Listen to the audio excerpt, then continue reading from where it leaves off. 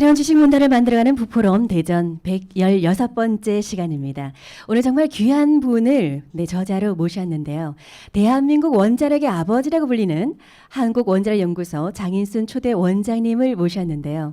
오늘 신고리 5, 6호기가 일시 중단 발표가 있으면서 오늘 정말 더 진중한 깊이 있는 말씀을 많이 나누게 될 것 같은데요. 국비 유학생 1호로 유학길에 오른 아들에게 어머니께서 전해주신 것은 말없이 작게 접은 작은 태극기 한 장이었습니다. 그 유학생은 그 태극기를 가슴에 안고 어머님의 뜻을 잘 알고 있었겠죠. 우리 한국이, 후대를 사는 우리 한국이 기술 식민지, 경제 식민지 나라에서 살게 해서는 되지 않겠다라는 그 일념으로 자기 자신과의 약속을 철저히 지키는 진정한 모습으로 지금까지 살아오신 모습인데요. 오늘 장인순 박사님을 여러분께 소개를 하자면 익히 아시는 분도 많겠지만 원자력 연구소를 다녀와서라는 시에서 헌시를 통해서 굉장히 잘 나타내고 있어서요. 먼저 이 시 글을 통해서 여러분께 장인순 박사를 소개를 올리도록 하겠습니다. 원자력 연구소를 다녀와서 노금선 원자력 연구소에 가면 은발이 잘 어울리는 맑은 영혼에 따뜻한 가슴을 가진 과학자 장인순 소장이 있습니다. 그는 우주를 품고도 남는 넉넉한 상상력으로 과학과 예술과 신학을 절묘한 조화로 인수분해하여 생활 속의 예술로 승화시켜 들려줍니다. 작은 눈으로 큰 세상을 볼 수 있는 것, 머리가 아닌 가슴으로 과학을 느낄 때 천만 년 전에 태양 중심에서 생긴 빛을 지금 우리가 받고 산다는 것에 신비와 경이로 눈뜨며 감사할 수 있고 공간과 시간이 존재하는 이 우주의 진실을 알 수 있습니다. 싱그러운 3월의 아침, 눈부신 빛으로 우리 앞에 오신 당신은 또 하나의 생명을 잉태하시며 새로운 에너지를 만드셨고 영원히 지배할 수 없는 잔인한 독재자 시간을 최대한으로 활용하고 갈 수 있는 힘과 용기를 주셨습니다. 빛으로 번져가는 당신의 미래는 신이 함께하는 커다란 은하수가 되어 지구를 밝히는 위대한 별이 될 것입니다. 라는 헌시를 통해서 우리 장인순 박사님을 잘 표현해 줬는데요. 맞다라고 생각하시면 박수 한번 보내주실까요? 고맙습니다. 오늘 대한민국 원자력의 아버지를 불리는 장인순 박사님 모시고 동아리 북포럼의 좀 포맷과는 다르게 가도록 하겠습니다. 먼저 30분에 걸쳐서 미니 강연을 들은 다음에 오늘 또 귀하게 모신 패널 3분을 모시고 질문을 통해서 더 깊은 이야기 나누도록 하겠습니다. 박사님 미니 강연 박수로 청해 주시면 고맙겠습니다.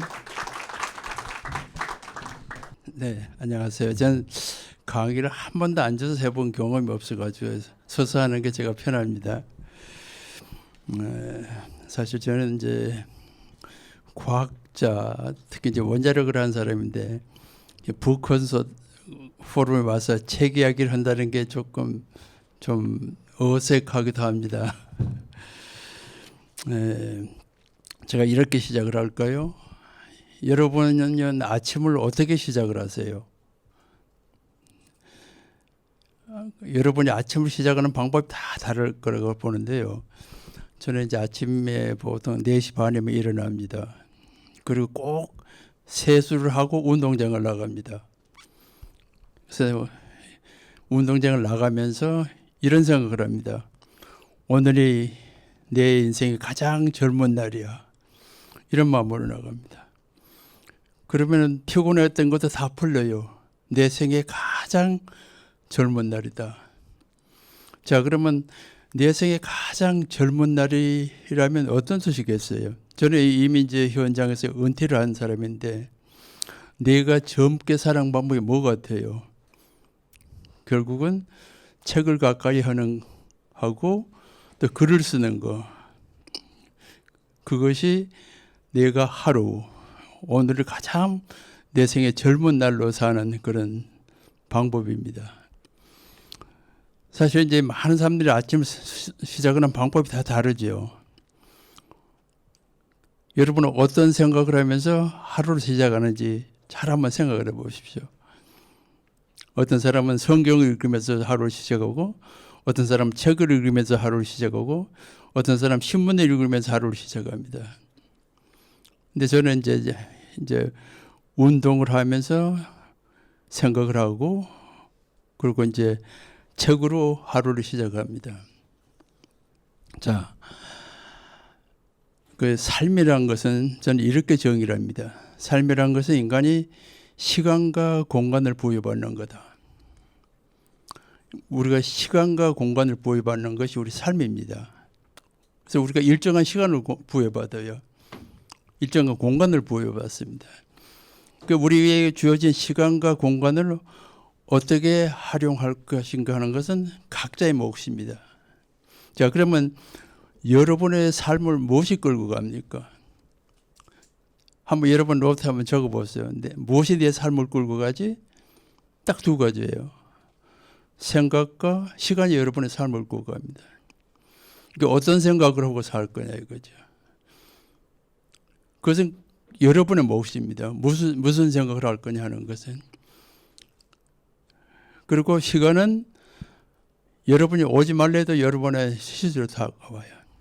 그러니까 여러분의 주어진 시간을 어떻게 활용할 거냐. 이것이 여러분의 삶을 좌우합니다. 자, 인간의 특징이 뭔 줄 아세요?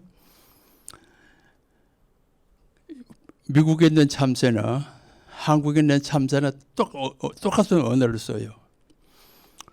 근데 전 세계에는 언어가 7,000가지가 있습니다. 그래서 참 묘하게 인간은 언어가 특화되지 않았어요. 지역마다 언어가 다 달라. 소리까지 다 달라요. 그래서 지상에는 약 7,000개 언어가 있습니다. 그 언어가 많은 기록을 남겼어요.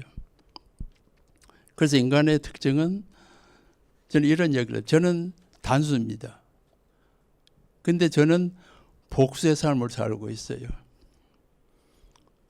동물은 단수 삶을 살지 않습니다. 인간은 다양한 삶을 살아요. 가정에서 어렸을 때 어린아이로 살았고, 커서는 학생으로 살았고, 사회인으로 살았고, 과학인으로 살았고, 여러 가지 다양한 삶을 인간은 살아갑니다.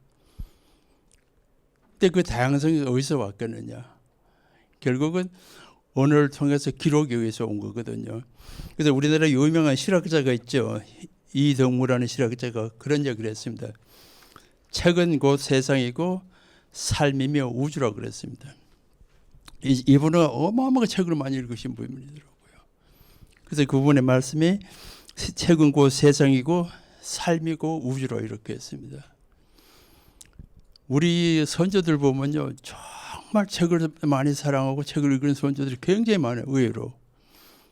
그래서 우리 선조들이 참 대단한 민족이었다는 그런 생각이 들 때가 참 많습니다. 제가 이제 은퇴를 하고 이제 한 12년이 됐습니다. 은퇴를 한 데가 12년이 됐는데 12년 동안 제가 책값을 한 5천만 원을 썼습니다.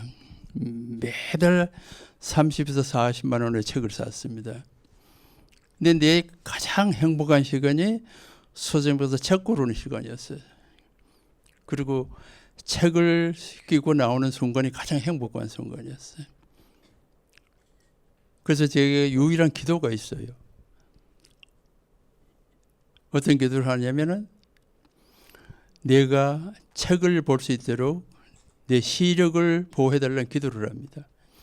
한 번도 내 건강을 달라, 부자 되게 해달라 그런 기도를 해본 일이 없어요. 왜냐하면 건강은 내가 스스로 지키는 거다. 내 노력으로. 그렇지만 내가 딱 한 가지 내가 기도하는 것은 내가 책을 읽을 수 있도록 시력을 보호해달라는 기도를 해요. 근데 정말 제가 놀란 것이요. 눈이 굉장히 나빠졌었어요.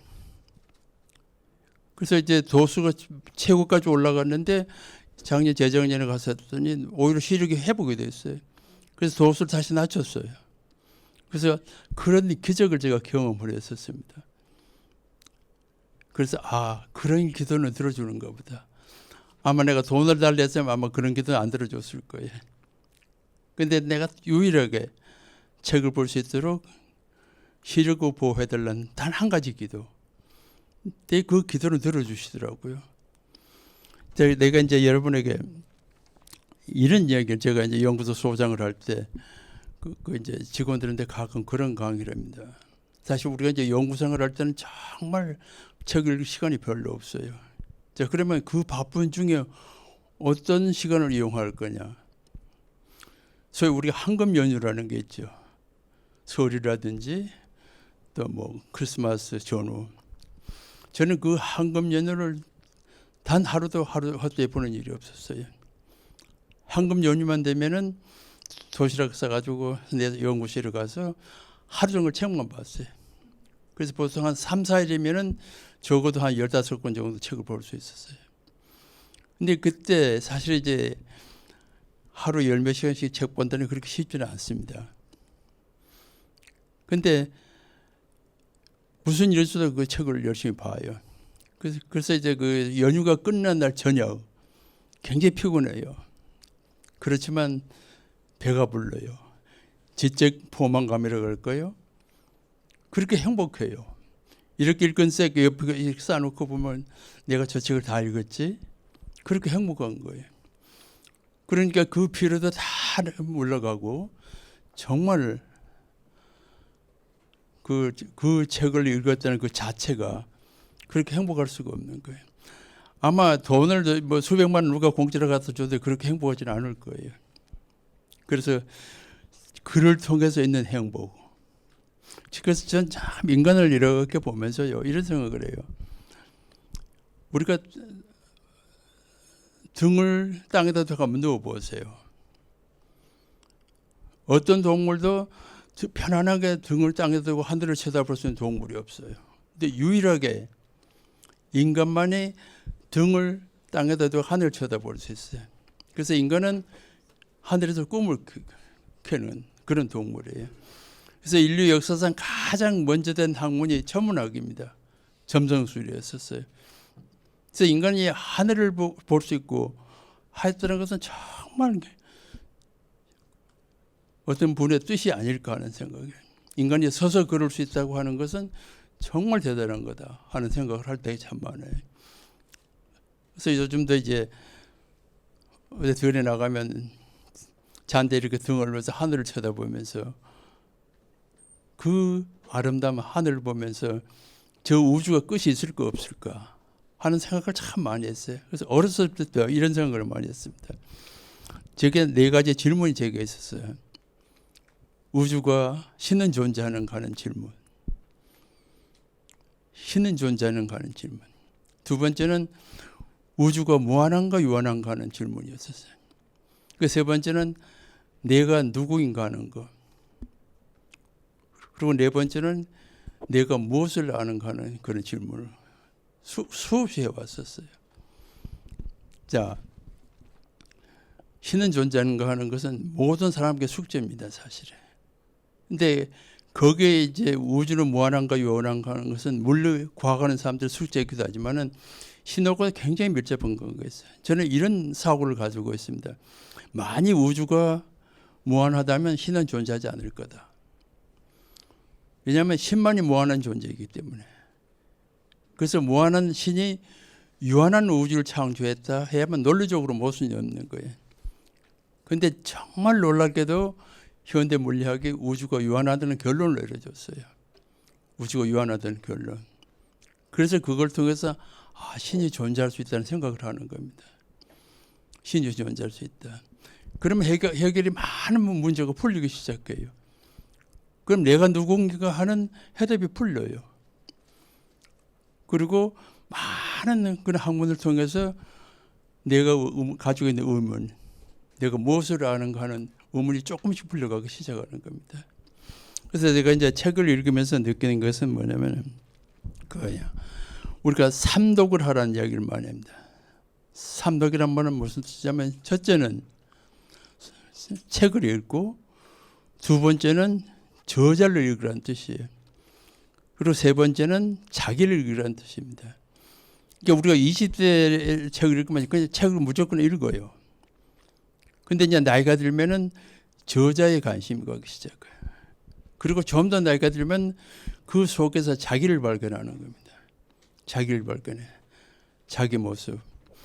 그래서 여러분 그 소설가를 뭐라고 그러는 줄 아세요? 소설가를 이렇게 정의를 해요. 인간을 연구하는 사람이라 이렇게 정의를 해요. 왜냐하면 소설 속에 있는 그 인물들은 인위적으로 만드는 건데 그 인물이 어마어마하게 많은 거예요. 그래서 소설가가 소설 속에 한 인간을 심어놓고 거기에 독특한 캐릭터를 심어줬어요.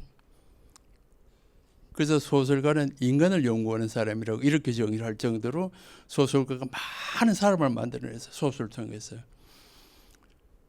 저도 이제 그 책을 읽으면서 어떤 사람은 나하고 비슷한 사람이 있네 이런 생각을 할 때가 가끔 있어요. 그래서 우리가 책을 본다고 하는 것은 자기를 발견하는 참 좋은 계기가 아닐까 하는 그런 생각을 합니다. 제가 이제 제가 이제 이런 얘기를 했어요. 밤의 서재. 여러분 이제 혹시 밤에 이제 잠이 안 와요. 그럼 어떤 사람은 잠을 자려고 막 애를 써요. 근데 저는 잠이 안 오면 일어나서 책을 봐요. 그래서 그 밤에 보는 책. 밤의 서재는 책과 영혼이 만나는 마법의 공간이다. 그러면 즐겁고 책을 보다 잠이 와요. 그래서 난 잠이 안 온다고 발버둥 치는 사람 보면 참 이상하다는 생각을 해요. 그리고 참 뭐라 그래야 싱겁다 그럴까요? 할 일이 없어 쩔쩔매는 사람들 보면 너무 안타까운 거예요. 그 시간 여러분에게 주어진 가장 귀중한 게 뭐겠어요? 시간입니다. 전 분명히 제게 시간이 이제 많이 남지 않아서 제가 이제 1940년생이니까 벌써 이제 78세가 됐는데 앞으로 제가 남은 시간이 그렇게 많지 않거든요. 그러니까 시간이 너무 귀한 거예요. 내게 가지고 있는 시간을 이걸 어떻게 활용을 하지? 하는 거. 그러니까 아까 말씀대로 오늘은 내 세계 가장 젊은 날이에요. 그런 마음으로 하루를 열고 그런 마음으로 하루를 살아요. 그러니까 내게 지금 가장 귀중한 자산이 뭐냐면 시간이라고 제가 감히 그렇게 합니다. 시간. 제가 이제 많은 책을 읽으면 이제 한 달에 1년만 보통 한 250권 책을 제가 보는데요. 내가 여러분한테 권하고 싶은 것은 그런 거예요. 우선 책 사는 연습부터 하자. 책을 읽고 안 읽고는 그 다음 문제고 우선 책을 사는 연습부터 하셔야 돼. 근데 책이 있으면 뚜껑이라도 열어볼 거 아니냐. 그래서 저는 책을 사자마자 보는 것이 머릿말을 꼭 읽어봅니다. 머릿말을 읽어보면은 그 저자가 그 책을 쓴 이유가 있어요. 그래서 책을 읽는데 굉장히 도움이 돼. 그래서 반드시 제가 우리 아이들을 제가 딸만 둘 키우는 아빠인데 아이들을 키울 때 초등학교 들어가기 전부터 아이들을 서점에 데리고 다니기 시작했어요. 가면은 보통 1시간, 2시간 서점에서 시간을 보냈어요. 그리고 반드시 책을 1인당 2권씩 사줘요. 하나는 본인이 고르고 하나는 내가 반드시 골랐어요. 굉장히 다양한 책을 골랐어요. 1, 2면 수백 권 책을 샀었거든요. 그 책을 사서 아이들한테 내가 부탁하는 게 뭐냐면 반드시 머리말을 읽으라 소리를 꼭 해요. 그 다음은 너희들이 자유다. 왜냐하면 우리에게는 책을 읽을 권리도 있지만 책을 읽지 않을 권리도 있어요. 그러니까 뭐 아무도 여러분에게 권하지 않아요. 근데 책 읽기는 홀로 하는 행위예요. 강요가 없어. 홀로 하는 행위거든요. 그러니까 홀로 하는 행위를 얼마만큼 의지를 가지고 할 거냐 이거죠. 그래서 제가 이제 우리 아이들을 키우면서 뭘 느꼈냐면은 둘 다 딸아이들이니까 주로 탐정 소설 아니면 위인전을 많이 읽었어요. 초등학교 다닐 때는. 근데 중학교 딱 들어가더니 책 제목이 바뀌기 시작하는 게 애들이 사춘기에 들어가면 무슨 책을 봐요? 러브스토리를 찾기 시작하는 거예요. 그래서 아이들이 변하고 있구나. 그러니까 우리 집사람한테 아이들이 변하고 있대. 그렇죠. 그러니까 생각이 바뀌어가는 거예요. 신체가 변하는 거 아니고 생각이 바뀌는 거예요. 그러니까 러브스토리를 찾기 시작하고 그래서 아이들과 대화가 가능한 거죠. 우리가 아이들 세계를 모르면 아이들과 대화가 할 수가 없어요. 딱 할 수 있는 소리 한마디, 공부하는 소리밖에 할 얘기가 없는 거예요. 근데 아이들이 읽는 책을 읽으면은 아이들과 대화가 가능해요. 그래서 부모가 가장 훌륭한 교과서라는 거거든요. 사실은 부모의 삶이 가장 훌륭한 교과서다. 난 여기 여성들도 많이 계시는데 그래 내가 언제나 하는 이야기 했어요. 여러분이 가지고 다니는 명품 가방의 정의가 뭐냐. 그중에 책 한 권쯤 있어야 명품 가방이 되지. 응? 그래서 여러분이 책을 한 권씩 넣고 다니십시오. 그러면 세상 사람들이 저분이 명품 가방을 들고 다니시네. 그러고. 응? 수십만 원, 수천만 원짜리 가방이 명품 가방이 아니거든요. 사실은. 그 안에 그 가방 속에 뭐가 들었냐 이거죠. 이게 참 묘한 것은요. 책이 없으면 책이 갑자기 읽고 싶어. 참 묘한 것이 책이 없으면 책이 읽고 싶어요. 그리고 메모지가 없으면 꼭 메모할 일이 생겨요. 그래서 필수적으로 책과 메모지는 들고 다녀야 돼.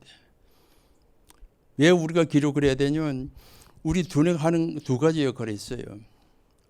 하나는 저장하는, 기억하는 역할이 가장 중요한 역할이에요. 하나는 사고하고 생각하는 역할. 근데 불행하게도 인간이 가지는 소프트웨어는 한계가 있어요. 자꾸 잊어버려. 근데 우리가 기록하는 것은 하드디스크예요. 기록은 절대 없어지질 않아. 그래서 원한세 강의 가능하면 언제나 기록할 준비를 하고 다녀야 돼. 그리고 이제 우리가 어떤 테마를 결정했을 때 막연히 알았을 때는 자기가 기록을 해보면 자기가 그것을 얼만큼 정확하게 아는지 결론이 나요. 막연히 아는 것은 기록을 해보면 내가 이거 잘못 알고 있었구나. 내가 제대로 알지 못하는 그런 결론이 나는 거거든요. 그래서 기록이 굉장히 중요해요. 그래서 저는 언제나 기록할 준비를 하고 다녀요. 제가 이제 배가 고플 때 여러 가지 경험을 했어요. 여기도 이제 내가 드린 여기 인쇄물에도 그거 있어요. 배가 고플 때 책을 읽으면요, 우선 배고픈 걸 잊어버려요. 그리고 정말 집중이 돼요. 제가 고등학교 3년 동안 도시락을 학교 가지고 간 기억이 없을 만큼 그렇게 우리 어려운 삶을 살았어요. 근데 저녁에 밥을 먹었는데 저녁에 그렇게 배고파. 밥을 먹었는데도. 근데 책을 읽으면 배고픈 걸 싹 잊어버려. 그리고 깊이 잠이 들어요. 그리고 또 중요한 것은요. 추울 때 책을 읽으면 추위를 잊어요. 이제 아까 그 조선의 실학자 이덕무 씨도 그런 얘기, 그 양반 쓴 책에도 보면 그런 얘기했어요.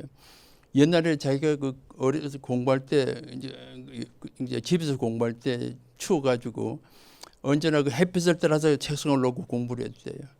근데 그분도 그런 얘기를 했어요.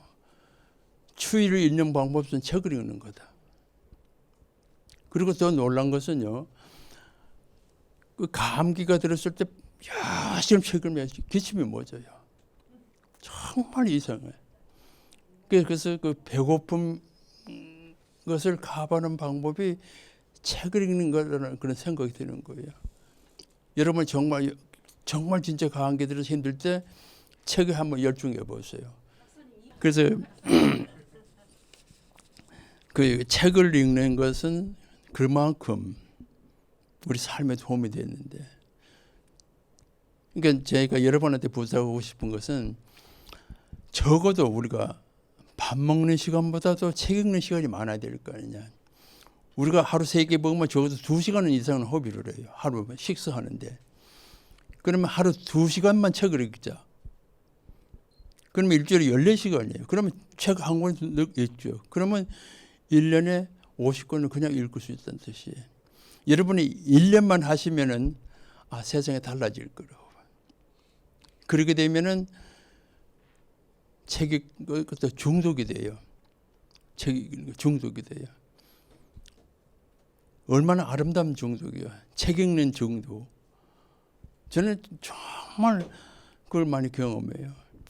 그래서 저는 이제 지금도 서울에 친구들을 만나러 가면은 보통 서점에서 만나서 친구들이 책을 사줘요. 나이 들어서 책 좀 읽어. 그래야 존경받아. 집에서 노인이 잔소리밖에 더 하겠어요? 책에 빠지면 잔소리가 다 없어서 집에서 존경받고. 그래서 저는 언제나 책을 가까이 하는 것은 특수한 사람만 하는 게 아니고 우리 생활의 일상이 돼야 된다 이거죠. 그러니까 책은 우리 모두의 일이에요, 사실은. 어떤 특수 계층을 위해서 책이 주는 게 아니다. 근데 그런 의미에서 제가 이제 말씀 마치겠는데요. 그래서 출판계가 살아야 대한민국이 살아요. 출판계가 살아야 대한민국 살아. 그런 점에서 주변에 선물도 책으로 하십시오. 저는 책으로 선물을 해요. 5,000원짜리 선물을 세상에 어떻게 해요? 그렇지만 5,000원짜리 책은 멋진 선물이 돼요. 그래서 제가 이제 사실 뭐 이 책은 제가 이제 연구단 원자력 연구소에서 30년 근무하면서 언론에 한 500개 글을 써줬어요.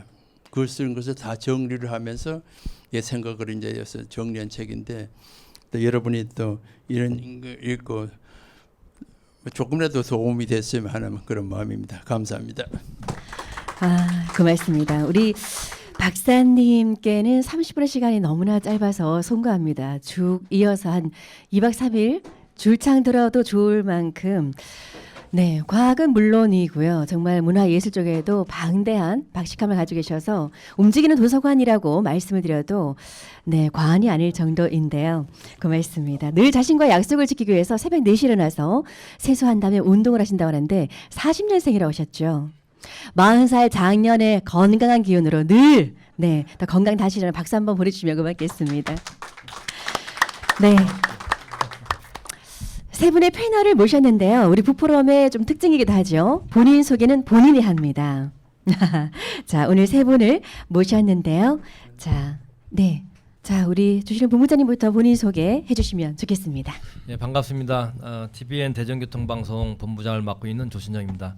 오늘 이 북프롬 귀중한 시간인데 특별히 여기까지 이 장소를 사용해 주셔서 감사드리고 또 우리 박사님 정말 국가를 위해서 또 지역을 위해서 노력을 해주셨는데 이렇게 같이 말씀 나누게 돼서 영광입니다. 감사합니다. 안녕하세요. 캘리그라피스 이화선입니다.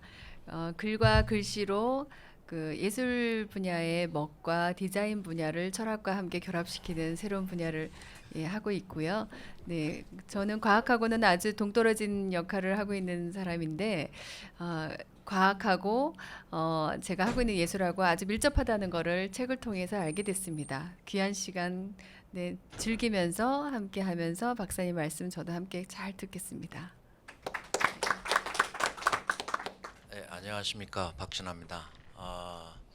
저는 카이스트 지식산 전략 최고의 과정을 운영을 맡고 있는 사람으로서 많은 중소기업인들이 특허와 상표, 디자인, 저작권에 대한 무형자산에 대한 이해가 부족해서 많은 어려움을 겪고 있는 가운데 그런 정부가 그런 중소기업을 대상으로 그런 교육 과정을 하고 있습니다.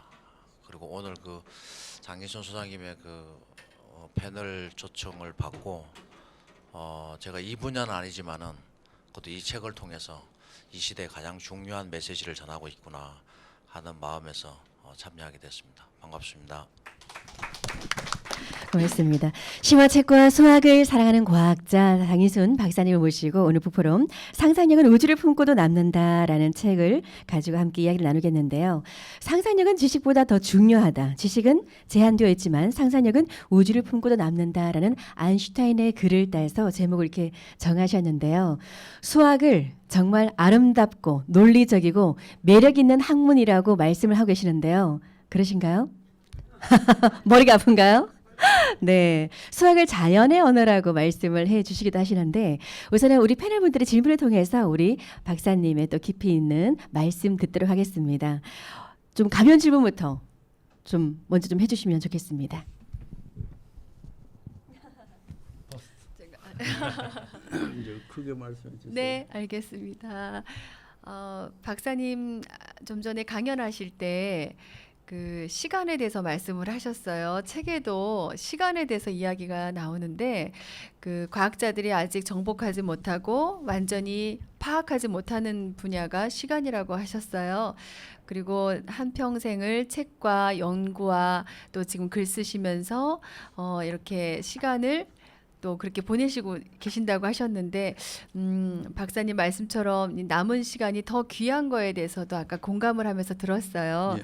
그러면 지금까지 많은 지식들과 지혜들이 생기셨는데 그 이 남은 시간은 이 같은 패턴으로 계속 이어가실 생각을 하시는지 아니면 남은 시간을 어떻게 보내시면서 남은 시간을 그 활용하시고 귀하게 쓰시려고 하시는지 남은 시간에 대해서 좀 궁금합니다.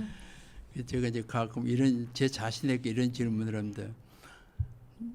당신의 그 달력에 무슨 그림을 그리고 있느냐는 질문을 해요. 그러니까 내 나머지 삶에 어떤 그림을 그리고 있느냐 하는 질문을 가끔 내 자신에게 할 때가 많습니다. 우선 제가 그 시간 이야기를 제가 잠시만 할게요. 이 자연과학의 법칙 한 3,000개가 있어요.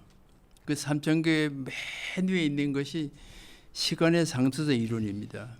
그건 무슨 뜻이냐면 인간이 시간을 몰랐다는 뜻이에요. 지금까지.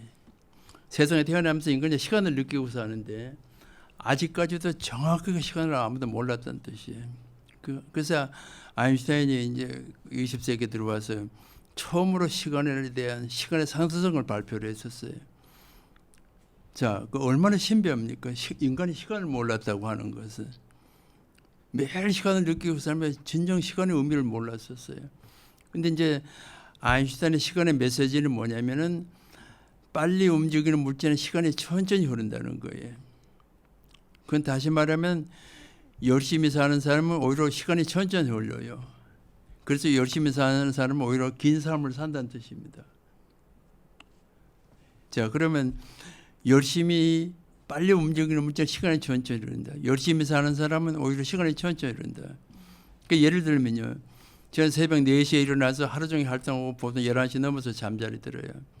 그럼 하루가 굉장히 길게 느껴져요. 근데 내가 만일 늦잠을 실컷 자고 또 저녁에 드라마 보고 금방 잤다. 그럼 하루가 금방 지나가는 거. 똑같은 24시간인데. 그래서 열심히 사는 사람은 오히려 천천히 진다. 그러니까 제가 이제 내게 나머지 있는 시간을 늘리는 방법이 뭐냐. 이제 인간은 시간의 흐름은 막을 수는 없어요. 그렇지만 시간이 흐르는 속도를 조정할 수 있는 것이 바로 그거거든요. 그게 상수성 이론이거든요. 그러니까 내 나머지 삶을 어떻게 하면 잘 활용할 거냐. 우리 사람이 저한테 한 이야기 했어요. 거의 50년을 같이 살았는데 단 하루도 늦잠 자는 걸 한 번도 못 봤다 그랬어요. 단 하루도. 그 제가 이제 요즘도 새벽 5시에 나가서 운동장 6km 조깅을 하고 들어오는데 1년에 비가 오나 눈에 하루도 안 빠졌어요. 작년에 영하 18도 되는 날도 밖에 나서 운동을 왔더니 우리 집사는 기겁을 하죠. 나이 80이 다 된 노인이 새벽 그러고 다니니까. 그러니까 제가 하는 이야기가 그거는 내 자신과의 약속이니까 지키는 거야. 그래서 언제나 중요한 것이 자신과의 약속을 지키자. 우리 아이들에게도 엄마 아빠의 약속은 어길 수 있어도 자신과의 약속은 어기지 말자. 그러니까 내 스스로 다짐하는 게 그거거든요. 내게 주어진 시간을 어떻게 활용할 거냐.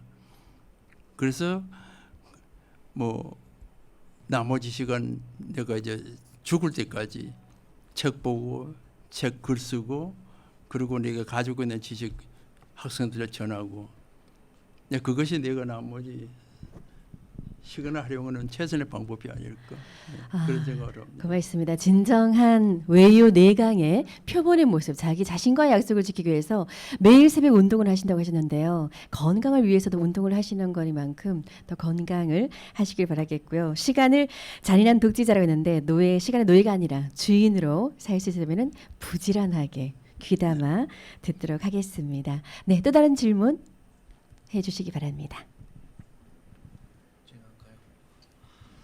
네, 제가 책을 보면서 많은 걸 느꼈습니다. 그 원자력이 이렇게 중요하구나. 그 생명에도 중요하고 화장품에도 중요하고. 그리고 특히 에너지 자립에서도 정말 중요하다. 그리고 자연이 주는 자원은 화학 에너지로서 유한하지만은 인간의 과학 기술이 개발한 원자력 에너지는 무한하다. 그런데 오늘 그 문재인 정부에서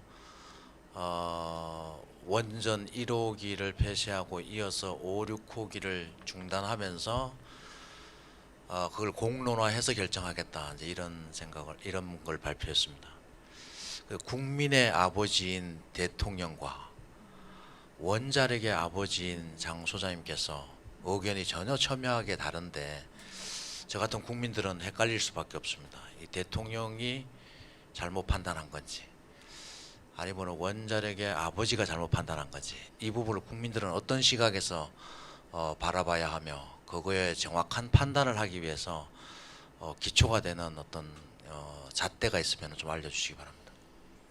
이제 저는 이제 원자력은 가난한 대중을 위해서 존재하는 에너지를 이렇게 정의를 합니다.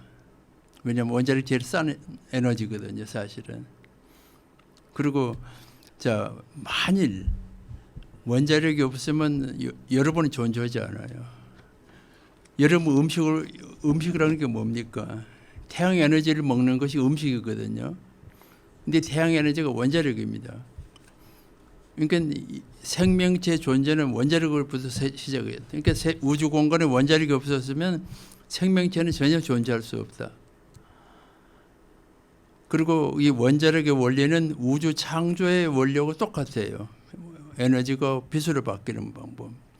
그 제가 이제 원자력을 하면서 이제 느끼는 건 뭐냐면, 최근의 사건에 세계의 그 석유 산유국 가령 소련, 그 체르노빌 원전 사고가 있었어요. 미국은 지금 에너지 부국입니다. 미국에 TMI 사고가 있어요. 일본의 후쿠시마 원전 사고가 있었어요. 근데 세 나라가 다 원자력을 포기를 못해요. 자, 원전 사고가 난 나라가 맨 먼저 원전을 포기해야 순서인데, 원전 사고가 난 세 나라가 원전을 포기를 못해요. 왜 못하겠어요? 한번 생각을 해보세요. 그리고 제가 이제 최근 어디에 써진 글이 하나 있어요. 이 시대의 불가사리가 뭐겠느냐? 한번 여러분 생각해봐요. 이 시대의 불가사리가 어떤 게 불가사리 같아요? 저는 이렇게 글을 썼습니다. 이 시대의 불가사리는 산유국이 원자로를 건설하는 거다. 아랍에미레이트가요, 제가 거기다 가봤습니다만은, 우리가 지금 4개 원자로 200억 불 원자로를 이제 준공을 하는데 앞으로도 100년 쓸 석유가 땅에 묻혀 있어요. 근데 아랍의 국왕이 어떤 기자가 질문을 했어요. 당신 나라에 100년을 쓸 수 있는 기름이 땅에 묻혀 있는데 왜 원자력 발전소를 건설하느냐? 이분이 뭐라고 대답한 줄 아세요? 정말 저도 깜짝 놀랐어요. 이분이 이렇게 대답을 했어요. 자기 할아버지는 낙타를 타고 여행을 했었다. 근데 자기 아버지는 자동차를 타고 여행을 했어요. 자기는 지금 비행기를 타고 여행을 하고 있다. 근데 우리 아들은 아마 우주선을 타고 여행을 할 거다. 그런데 잘못하면 우리 손자는 다시 낙타를 탈는지 모른다. 이렇게 대답을 한 거예요. 그래서 100년 후를 위해서 우리가 원자력을 하는 거다. 난 그 말을 듣고 너무 쇼크. 그분의 지혜. 100년 후의 후손을 위해서 원자력을 한다. 그래서 제가 그 원자력 연구 소정을 하면서 제가 만든 말이 하나 있어요. Atoms for the next generation. 우리 원자력은 우리 후손을 위해서 하자. 에너지 자원이 여러분이 쓰는 에너지의 97.3% 해외 수입이 오는 에너지입니다. 그런 나라가 우리가 공급하는 에너지, 전기가 세계에서 가장 싼 전기입니다. 그리고 우리나라 전기가 세계에서 제일 좋은 전기예요. 우리나라가 전 세계에서 정전이 제일 짧은 나라입니다. 정전이. 일본보다 우리가 더 정전 시간이 짧아요. 그리고 전기질이 세계에서 가장 좋습니다. 지금은 선진국의 척도가 뭐냐면 얼마나 양질의 전기를 공급하느냐거든요. 그 전기가 다 똑같은 게 아니거든요. 그래서 저는 지금 이제 그 현 정부가 참 어리석은 판단을 했다는 생각이 들어요. 지금 언젠가 다시 그 말을 번복할 때가 올 거다 이거죠. 자, 제가 그랬어요. 지금 우리나라에서 전기가 5%도 함부로 못 올려요. 근데 원자력 발전소가 없어서 우리 계산하니까 한 70% 전기가 올라야 돼요. 그러면 가난한 사람은 전기를 못 써요. 제가 그래요. 막걸리 한 잔 파는 가게, 김밥 한 줄 파는 가게, 라면 끓여 파는 가게도 여름에 에어컨 없으면 장사 못 해요. 그런 시대에 우리가 살고 있거든요. 그래서 아마 만일 원전을 포기한다면은 정말 땅을 치고 후회할 날이 올 거다. 그리고 이제 중요한 것은요. 여러분이 아셔야 될 것은 전 세계 원자로가 다 똑같지 않아요. 다 달라요. 그런데 우리나라에 있는 원자로는 경수로서 가장 안전한 원자로입니다. 일본에 지금 이제 미국에 가장 많은 원자로를 건설하고 있는데 중국이 다행히도 우리하고 똑같은 원자로만 지어요. 그것이 미국의 1969년에 나왔던 TMI 원전 사고거든요. 79년에 나왔던 것이. 근데 TMI 원전 사고는 굉장히 완전 큰 사고인데 사람은 한 사람도 안 다쳤어요. 그것이 달라요. 제가 예를 한번 들어볼까요? 지금은 좀 달라요. 한 10년, 20년만 해도 미국에서 볼보하고 그 벤츠가 정면 충돌했어요. 근데 벤츠는 앞에 다 나갔어. 근데 볼보는 하나도 안 다치지 않은 거예요. 어떤 차가 안전한 차예요. 벤츠가 훨씬 안전했어요. 벤츠는 앞에 다 나갔는데 그 충격을 차가 다 앞이 다 받고 차에 타고 있던 사람 하나도 안 다쳤어요. 근데 볼보는 충격을 차는 하나도 안 다쳤는데 그 충격을 그 차에 있는 사람이 다 받은 거예요. 그 볼보에 탄 사람 죽은 거예요. 충격을 받아가지고. 그러니까 중요한 것은 인간을 위한 거냐, 자동차를 위한 거냐 이 차이거든요. 근데 우리가 가지고 있는 원자로는 그런 점에서 굉장히 안전한 원자로. 왜냐하면 우리가 후발주자이기 때문에 굉장히 안전한 원자로만 가지고 있다. 이렇게 보시면 돼요. 그리고 일본의 후쿠시마 원전은 우리가 완전히 다른 원전이에요. 근데 환경단체는 다 똑같다 그러거든요. 여러분이 길에 나가시면 많은 차종이 있는데 안전도가 다 달라요. 어떤 차는 100km 충돌해도 사람이 안 다쳐요. 어떤 차는 30km 충돌해도 사람이 죽고 다쳐요. 그러니까 좀 우리가 좀 그 식별을 할 줄 알아야 되겠다 이거죠. 내가 이런 얘기를 들어. 내가 이렇게 나이가 들어도 길에서 조그만 개가 짖으면 겁이 나요. 물릴 것 같아서. 근데 개를 다루는 사람은 아무리 개가 덩치고 사나워도 개를 두려워하지 않아요. 근데 그 차이거든요. 그러니까 저는 원자력을 아니까 전혀 두려움이 없는 거예요. 그래서 우리가 아는 것만큼 멀리 본다는 이야기가 있어요. 그래서 그런 점에서 우리가 좀 공부를 하고 이렇게 했으면 좋지 않을까 하는 생각을 해요. 에너지 사용량은 국민의 삶의 질과 비례한다라는 말씀을 책에서도 쓰고 계시는데요. 과학에는 국경이 있다. 하지만 과학자에게는 국적이 있다. 이런 말씀도 생각이 나는데 지금 낙타에서 자동차에서 비행기에서 우주선 이 말씀을 해주셨는데요. 정말 깊이 있게 생각해야 될 우리 모두가 생각해야 될 문제가 아닌가라는 생각도 함께 들게 됩니다. 이제 또 조신영 본부장님 또 질문 한번 받아보도록 하겠습니다. 예, 일단 원자력에 대한 얘기가 나왔으니까 선생님께서 우리 박사님께서는 에너지 안보가 국가 안보라는 책에서 이제 말씀을 주셨습니다. 그러는 찰나에 이제 아주 이 좋은 우리 시대에 맞고 아주 좋은 시점에 좋은 주제가 될 것도 같은데 지금 LNG를 활용을 해서 원자력을 대체를 하겠다. 네, 이렇게 하고 있습니다. 근데 거기에서 저는 안보 쪽을 좀 말씀을 좀 듣고 싶은데요. 에너지 안보가 국가 안보다. 그러면 원자력이라는 전체 에너지 중에서 원자력 폭탄, 그러니까 핵무기하고 또 우리가 원자력을 통해 가지고 에너지를 쓰는 거하고 두 가지를 비교할 때 어떤 면에서 원자력이 안전하면서 우리 안보를 더 지킬 수 있는 것인지 한번 말씀 주셨으면 좋겠습니다. 이제 원자력이 이제 두 얼굴 아니겠어요? 우리의 삶을 위한 원자력, 그러니까 전기를 만든다든지 난방을 한다든지 그런 데 쓸 수 있는 게 있고, 하나는 이제 살상 무기로서 원자 핵무기가 존재할 수 있습니다.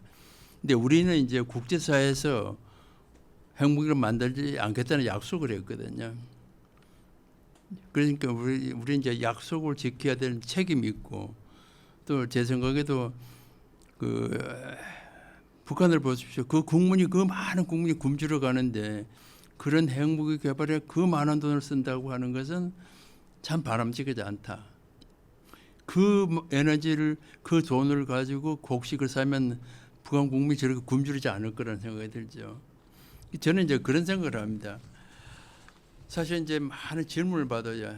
핵무기하고 원자력 발전소의 차이. 어떤 게 더 쉽고 어려우냐. 핵무기 기술이 75년 된 기술입니다. 자, 여러분이 75년 된 기술을 어려운 기술이라고 생각하십니까, 여러분? 75년 된 기술은 이미 아주 낡은 기술입니다. 그리고 원자력 발전소는 약 200만 개 부품이 맞물려 돌아가야 돼요.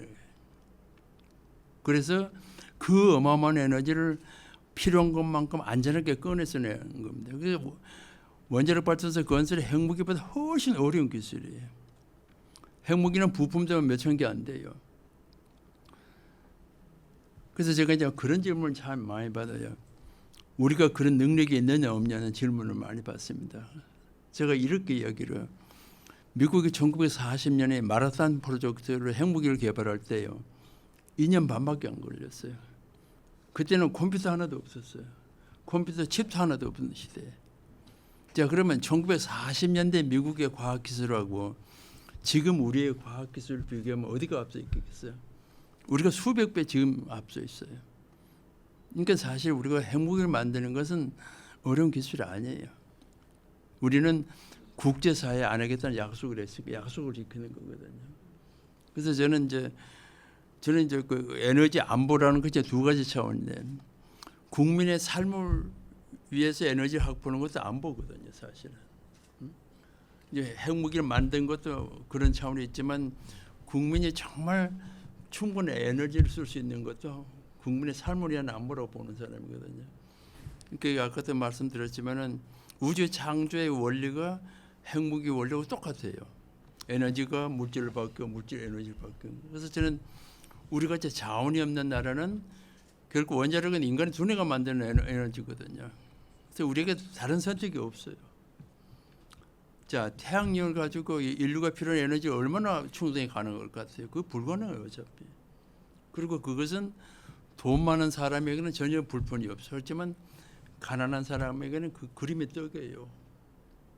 저는 그런 의미에서 원자력은 대중을 위해서 하자. 전기값이 아무리 올라도 부자는 전혀 삶에 지장이 없어. 근데 가난한 사람은 당장 영향이 와요. 저도 여름에 에어컨 쓰는데 굉장히 조심스러워요. 워낙 전기값이 많이 나오니까. 제가 대한민국에서 전기를 만드는데 크게 공헌한 사람인데도 전기를 한 번은 못 써요. 그런데 일반 대중이 우리가 마음대로 전기 쓸 수 있는 게 아니잖아요, 지금. 근데 그런 점에서 저는 원자력을 포기하는 것은 결코 우리 후손을 위해서 바람직하지 않다. 이런 이야기를 드리고 싶어요. 한 가지만 더 제가 네. 추가해서 네. 그 이제 책에서 보면 진보 환경론자들은 위험성 때문에 이게 반대를 한다. 이제 그런 말씀도 있었고, 또 우리가 핵 폐기물 처리 때문에 이제 그 지역별로 경주로 부안 사태가 일어났었고 또 경주로 이제 가긴 갔는데, 그 핵 폐기물에 대해서도 여기서 책에서 말씀하실 때는 재처리해서 또 쓸 수가 있다.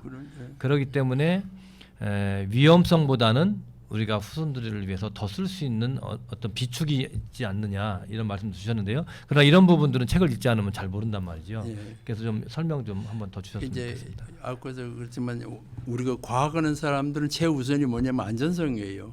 원자력뿐만 아니라 모든 과학은 최우선이 안전성입니다. 그리고 이제 우리가 그 과학은 절대로 후퇴하거나 후진하지 않아요. 과학은 어떤 일수다 전진하지 후퇴나 후진하지 않아요. 그래서 그 어려운 기술도 언제나 극복할 거라고 보는 거거든요. 분명히 그걸 우리 해결해요. 그리고 이제 지금 원자력은요. 우라늄 230은 0.7%밖에 실제 우리는 우라늄 속에서 0.7%밖에 활용을 못하는 거예요. 근데 나머지를 99%를 활용을 못하고 있어요. 근데 우리가 재처리를 하면 그걸 다 쓸 수가 있어요. 실제 우리가 0.7%밖에 못 쓰는 거예요. 그 앞으로 과학이 발달하면 그 전체를 다 쓸 수 있어요. 그러니까 그건 어마어마한 에너지 자원이거든요. 지금은 좀 어려움이 있지만은 아까 말씀드린 과학은 절대로 후퇴하는 법이 없어. 전진하고 전진을 하지 후퇴하는 법이 없어. 그러니까 지금 우리가 어렵다고 생각하는 것도 가까운 시간에 우리가 해결할 거라고 보는 거거든요. 그것이 과학의 힘이에요. 그리고 제가 언제나 그런 겁니다. 원자를 거는 사람도 생명 하나밖에 없다는 이야기를 합니다. 그 원자력 연구소 환경단체 와서 시비를 해요. 그래서 제가 그랬어요. 저희들도 생명 하나밖에 없습니다. 소리를 해요. 우리라고 우리 생명이 아깝지 않겠어요? 그 안에서 만약 위험을 느낀다면 누가 거기서 일을 하겠어요?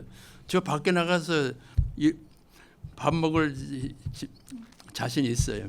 근데 그 안에서 왜 일을 하겠어요? 그러니까 최소한 안전하다고 느끼는. 그러니까 내가 환경단체한테 물어봐요. 발전소나 원자력 연구소 와서 직원들한테 물어보라. 여기 위험한 곳이냐고 물어봐서 예수하는 사람이 있어 한 사람이라도 한번 찾아내보라 그랬어요. 우리 바보 아니에요. 우리도 생명이 딱 하나밖에 없어요. 어느 날 그 여성 환경 그 여성 그룹이 우리 연구소를 찾아왔어요. 그때 50대 된 아주머니가 원자력 연구소에 안 들어오겠다고 그런 거예요. 그 제가 모셨어요 우리 방으로. 그 그분에 딱 한마디 했어요. 저희들이 생명이 하나밖에 없습니다. 그러니까 이 부인이 쇼크를 받았어. 그 가서 보겠대. 그 이제 연구원 원자로를 다 보고 오셨어요. 제가 우리 방으로 모셨어요. 그분이 참 센스에 깜짝 놀란 것이 원자로에 딱 들어갔는데 거기서 일하는 사람들 표정이 너무 바뀌더래요. 그래서 여기가 안전한 곳이라는 게 느꼈대. 자, 거기가 만약 사지라고 생각하면은 거기서 일하는 사람들이 웃을 수 있어요? 못 웃어요. 그러니까 안전하니까 즐겁게 일을 하는 거거든요. 그래서 그 부인의 센스에 내가 깜짝 놀랐어요. 원자로에서 일하는 사람 그 밝은 표정을 보고 원자로가 안전하다는 걸 느꼈다고 이런 이야기를 한 걸 보고 야, 참 부인 정말 센스도 대단하시네요. 제가 그랬었어요. 네, 안전과 불안 이거에 대해서 안전에 대한 것은 우리가 조금 신경이 예민한 반면에 불안이나 아니면 안전하지 못한 것에 대해서는 좀 또 신경이 더 많이 가는 게 마찬가지인데요. 이 안전에 대한 국민에 대한 지속적인 좀 이해, 공감대 이것도 좀 많이 더 필요해지지 않을까라는 생각을 또 해보게 됩니다. 오늘 시간이 좀 유한한 게 좀 많이 아쉽긴 한데요. 우리 패널분 중에서 한 분만 더 질문을 해주시고 답변을 듣도록 하겠습니다. 제가 그 보충 설명만 질문을 하나 더 네. 했으면 좋겠습니다. 그 지금 원자력을 그 폐지하냐 아니면은 계속 지속 확대를 하냐 하는 게 우리 후손들에 대한 그 100년 대계라고 하면은 만약에 100년 후에 우리 후손들이 그 당시 대통령께서 그 분야의 가장 정통한 과학자의 말을 듣지 않고 원자력을 폐기했다 이런 결정을 한 사실에 대해서도 상당히 슬퍼할 거지만은 그 당시에 가장 원자력의 아버지라고 했던 그 본인도 그 대통령에 대해서 어떠한 저항이나 항의를 하지 않았다. 그거에 대해서도 상당히 슬퍼하지 않을까 이렇게 생각이 듭니다. 그래서 뭐 다시 또 100년 전으로 다시 오늘날로 왔을 때 우리 그 박사님께서 그 문재인 대통령의 어떤 잘못된 결정이라고 확신한다면은 일제 시대에 생명을 걸고 독립운동도 했고 군부 독재 시대 때는 또 안위를 머금고 데모도 했는데 지금 같은 이런 평화로운 시대에 장 박사님께서 할 수 있는 방법이 여러 가지가 있을 것 같은데 좀 청와대를 직접 한번 찾아갈 수 있는 용기는 없는지 한번 요즘 보십시오. 그때 그 여러 곳에 글을 많이 썼습니다. 그 이제 원자력을 포기하면 안 되는 이유를 이제 여러 곳에 이제 글도 써주고 그랬었거든요. 또 앞으로 이제 그게 많은 이제 학교를 통해서 이제 정부도 설득시키고 이제 그런 일을 하려고 준비를 하고 있어요. 그래서 아마 그렇게 쉽게 아마 탈을 원전을 못할 거다. 그래서 저는 이제 그 우리나라 같이 에너지가 없는 나라, 특히 그 천연 자원이 없는 나라는 결국 머리를 가지고 자립을 해야 하게 됩니다. 그래서 많은 분들을 이제 설득을 시킬 거고 또 많은 글을 쓰고 있어요 지금요. 그래서 이제 한 가지 예를 들면 이제 걱정되는 것이 뭐냐면 이제 원자로 설계팀이 이제 코펙이라는 회사가 있습니다. 근데 이제 앞으로 전 세계 원자력 건설 시장에 이제 지금 이제 우리하고 불란서, 일본 이제 그리고 이제 소련, 중국이 이제 지금 이제 경쟁을 하고 있는데 만일 우리가 사례 그런다면 우리 그 고급 인력이 다 중국으로 갈 가능성이 굉장히 많아요. 그러면 뭐 속된 말로 죽 써서 개 주는 꼴이 되는 거예요. 사실은 우리가 정말 어렵게 기술 자립을 했거든요. 제가 기술 자립하면서 느꼈던 걸 제가 한 말씀을 드리면은요. 제가 이제 선진국 가서 자료를 부탁해요. 근데 자료를 거절당할 때가 굉장히 많습니다. 자료를 안 줘요. 왜냐하면 그 사람들도 엄청난 돈 들여서 개발한 자료들이니까 안 줘요. 그 자료를 거절당했을 때 그 심정을 제가 이렇게 표현했어요. 거지가 부잣집에 밥을 얻어 먹으러 가서 거절당한 심정이 그런 심정이 아닐까. 그렇게 내가 스스로 비유를 해봤어요. 부잣집에 분명히 먹을 거 있을 거 아니에요. 근데 안 줘. 분명히 자료가 있는데 달라 해도 안 줘요. 그래서 배고픈 거지가 부잣집에 가서 밥 얻어 먹으러 가서 거절당한 거 똑같다. 그런 심정으로 제가 글을 썼어요. 그리고 이제 중요한 건 그겁니다. 자, 우리가 1945년에 해방이 됐어요. 그래서 간신히 정치적으로는 독립을 했어요. 근데 여전히 우리가 식민지로 남아있는 게 뭔 줄 아세요? 문화식민지로 남아있었어요. 경제식민지로 여전히 남아있어요. 기술식민지로 여전히 남아있어요. 쌀국을 해야 되고 기술국을 해야 되고.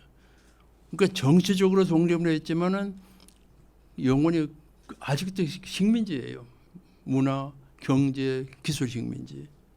그래서 2년 전에 대전에서 세계 과학 정상회담이 있었어요. 그때 50개국의 세계 과학 그 장관들이 대전에 모였을 때 제가 한 세션에서 발표를 할 계기가 있었습니다. 대한민국 과학의 과거, 현재, 미래. 그때 제가 발표를 하면서 이런 자료를 했었어요. 박정희 대통령이 왜 대도 연구단지를 만들었을까? 그거 취지가 있어요. 그걸 내가 다 지우고 딱 한마디에 넣었어요. 뭐라 넣었냐면 기술식민지로부터 독립이라는 표현을 썼어요. 그래도 거기 있던 사람 아저씨 다 박수를 쳐줬어요. 기술식민지로부터 독립을 위해서 박정희 대통령이 이 연구단지를 만들었다 이거죠. 자, 2009년에 아랍에미리트 우리가 원자로 200억짜리 원자로 수주는 TV가 뉴스를 보면서 제가 그날 밤새도록 울었습니다. 혼자서. 정말 너무 벅차서 밤새도록 울었어요. 그러면서 글을 썼어요. 글을 쓴 내용이 뭐냐면 역사와 신화를 창조한 한국의 원자력 기술 자립이라는 글을 썼어요. 이 책 속에 있어요. 그 글이. 역사와 신화를 창조한 한국 원자력 기술 자립. 거기 뭐라 썼냐면 그날을 원자력 기술 식민지로부터 독립된 날이라고 썼어요. 원자력 기술 식민지로부터 독립된 날을 이렇게 표현을 썼어요. 어떤 교수가 그 글을 어디다 글을 쓰면 인용을 했더라고요. 정말 그 뉴스를 보면서 정말 뜨거운 눈물을 흘렸어요. 자, 사람이 분노를 하면 눈물을 안 흘려요. 2006년에 북한이 핵실험했던 소식을 듣고 막 분노를 해서 밤에 잠을 하나 잤는데 참 묘한 건 분노할 때 눈물이 안 나. 근데 행복하니까 눈물이 나오는 거예요. 그래서 내가 처음으로 눈물의 의미를 알았어. 아, 눈물이 이런 의미가 있었구나 하는 거예요. 그러니까 내가 지금까지 삶을 살면서 딱 한 가지 후회하는 건 뭔지 아세요? 우리 어머니를 한 번도 내가 어머니를 안아준 기억이 없어. 한 번도. 그 강한 어머니 인상만 가지고 있어요. 근데 알고 보니까 너무 연약하고 그랬던 어머니를 한 번도 내가 가슴에 안아본 적이 없어. 그래서 내가 가끔부터 그래. 그래서 엄마 살아 계시면 좀 엄마 안아드려. 그게 그렇게 후회가 돼요 지금. 그래서 나는 원자력을 하면서 눈물의 의미를 처음으로 알았어요. 분노의 눈물은 없어. 즐겁고 슬플 때 눈물 흘리는데 눈물이 그런 뜻이 있었구나. 과거는 사람들도 눈물이 많습니다. 우리 차가운 사람들 아니에요. 네, 산유국에서도 원자력을 개발을 하고 있는데 지금 원전을 포기하는 것은 경제, 기술, 문화, 식민지로 가는 것이다라는 말씀을 주셨는데 어머니를 한 번도 안아드려 본 적이 없다고 말씀하셨는데 책 내용 중에 보면 딸 아이를 깨우는 장면이 나와요. 그게 참 따뜻하게 와닿는데 그거 좀 소개를 해주시면 좋을 것 같습니다. 가볍게. 네. 제가 할까요? 어떻게 깨우세요? 요즘 아이들 학교 보내기 좀 어렵잖아요. 아침에 일어나라 하면 아이들이 아직 일어날 때가 안 됐구나. 일어나라 하면 일어나야 되나? 안 일어나 이러면 이제 일어나야 될 때가 됐구나 이렇게 느낀다는데 처음에 우리 박사님께서는 사실 제가 아이들을 제가 이제 가정교사를 5년을 했었어요.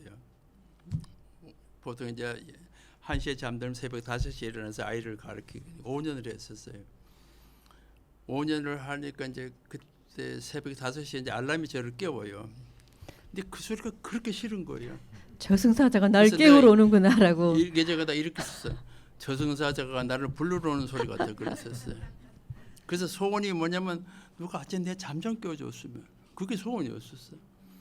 그래서 내가 아이들을 키우면서 그것이 생각이 나가지고 애들을 꼭 3단계로 키웠어요. 3번을 처음에 가서 살다 두들고 그래서 3번을 거쳐서 아이를 깨웠어요. 이제 그렇게 깨우니까 애들이 아무리 피워도 우는 법이 없어요. 그런데 가서 애들이 가서 그냥 일어나고 해보세요. 해보면 울어. 그 3단계로 깨우니까 애들이 우는 법이 없어. 그 제가 그 대학을 다니면서 그 기억이 그렇게 생생해요. 그 아침에 나를 깨우는 그 벨 소리가 탁 저승사자가 나를 불러오는 소리 같다네요. 그랬으니까. 그래서 아이들을 조용하게 깨워야 돼요. 그래야 정서적으로 도움이 돼요. 아침에 애들이 울고 이러고 학교를 가면 얼마나 하루 종일 불편하겠어요. 그래서 아이들이 웃으면서 학교 가는 것은 아침에 깨울 때 천천히 3단계를 깨우자. 그것은 내 생애 살면서 가장 잘하는 것이 그거라고 생각해요. 3단계 세상에 그 저승사자가 날 깨우러 오는구나가 고등학교 2학년 시절에 그때부터 지금까지 이렇게 새벽에 일어나는 습성을 가지고 계신다고 하셨는데요. 그러면서 또 좋은 습관을 몸에 익힐 수 있는 그런 또 일이 되기도 했다라는 말씀을 또 책에서 적고 계시는데요. 지금 책 제목이 상상력은 우주를 품고도 남는다라는 제목입니다. 우리가 선진국으로 갈 수 없는 이유 중에 하나를 박사님께서는 독서량이 너무나 턱없이 부족하다. 독서 강국이 되어야 선진국으로 갈 수 있다라고 말씀하시면서 문사철과 700이라는 말씀을 하고 계십니다.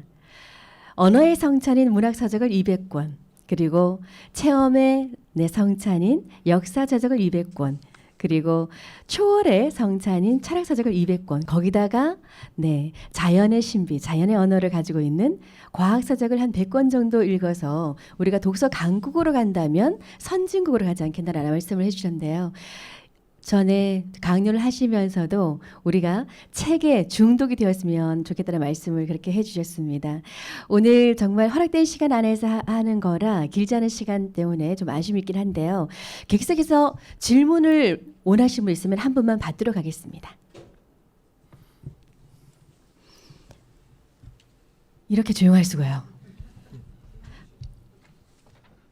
자, 그러면 우리 마지막으로 박사님께서 끝맺은 말 좀 더 덧붙여서 하시고 싶으신 말씀 있으시면 주시면 좋겠습니다. 끝맺음요. 네. 글쎄요, 여러분이 아까 그랬죠. 가방에 책 꼭 한 곳에 넣고 다니십시오.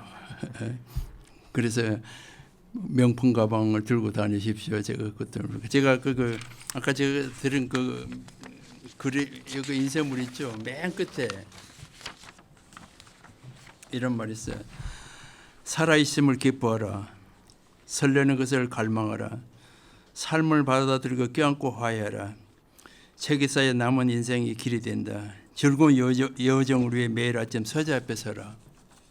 그러니까 우리가 아침을 책으로 여는 건 가장 좋은 일이 아닐까 하는 생각이 들어요.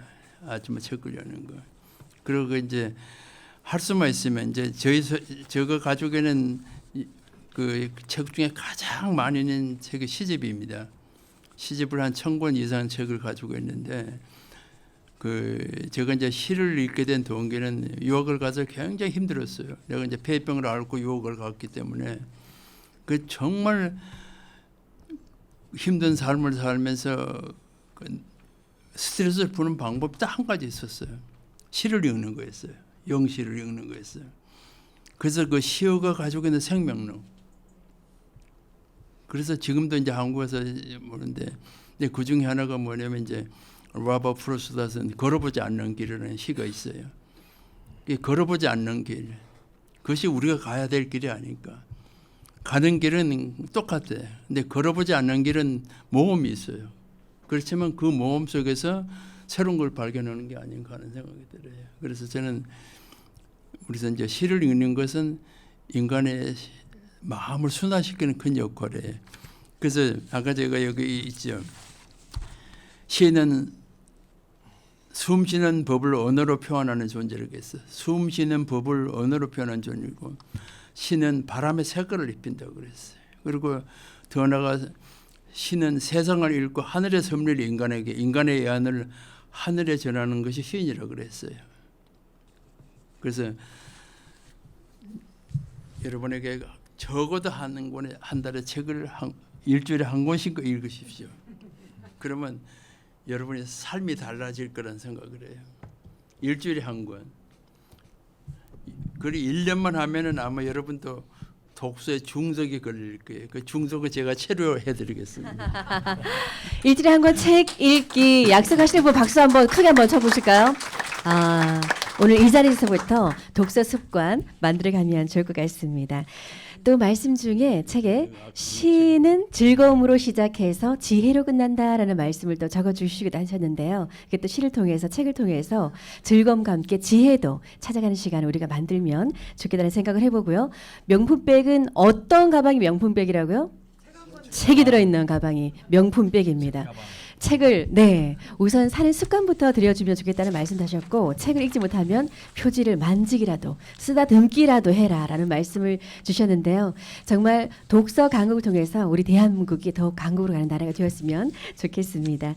상상력은 우주를 품고도 남는다. 시와 책과 수학을 사랑하는 과학자 장인순 박사님 모시고 오늘 북포럼 했는데요.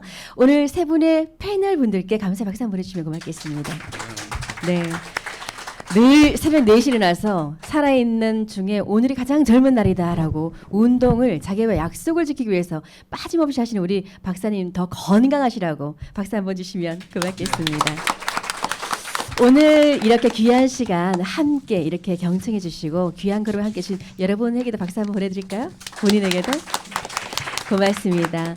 함께 나누는 북포럼 새로운 지식 문화를 만들어가는 북포럼 116번째 순서 여러분들과 함께했습니다. 다음 시간에 또 다른 저자 모시고 여러분들과 함께하도록 하겠습니다. 지금까지 진행의 아나운서 이명순이었습니다. 고맙습니다.